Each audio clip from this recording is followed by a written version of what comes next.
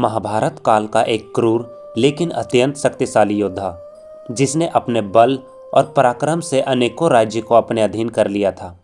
हम बात कर रहे हैं मथुरा के राजा कंस के ससुर एवं परम मित्र जरासंध की। जरासंध की सेना में भी अत्यंत बलशाली योद्धा थे। शिशुपाल जरासंध का सेनापति था।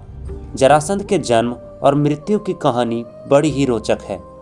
बात उन दिनों की है जब मगध में बृहद्रथ नाम के एक राजा थे। उनकी 2 पत्नियां थी, लेकिन उन्हें कोई संतान नहीं थी।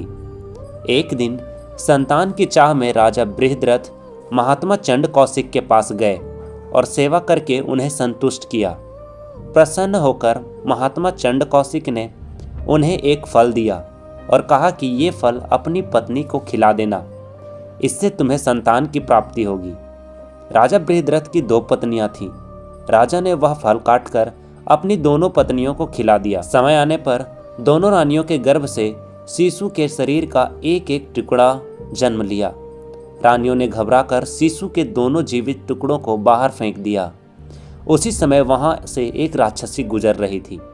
उसका नाम जरा था।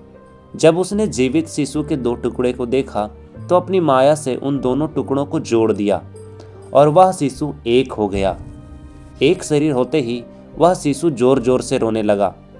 बालक की रोने की आवाज़ सुनकर दोनों रानियां बाहर निकली और उन्होंने उस बालक को गोद में ले लिया।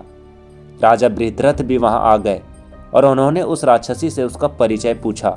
राक्षसी ने राजा को सारी बात सच सच बता दी। राजा बहुत खुश हुए और उन्होंने उस बालक का नाम जरासंध रख दिया, क्योंकि इसे जरा नाम की राक्षसी ने जोड़ा था।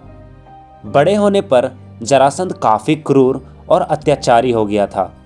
श्री कृष्ण से कंस के वध का प्रतिशोध लेने के लिए जरासंध ने 17 बार मथुरा पर आक्रमण किया था, लेकिन वह हर बार असफल रहा।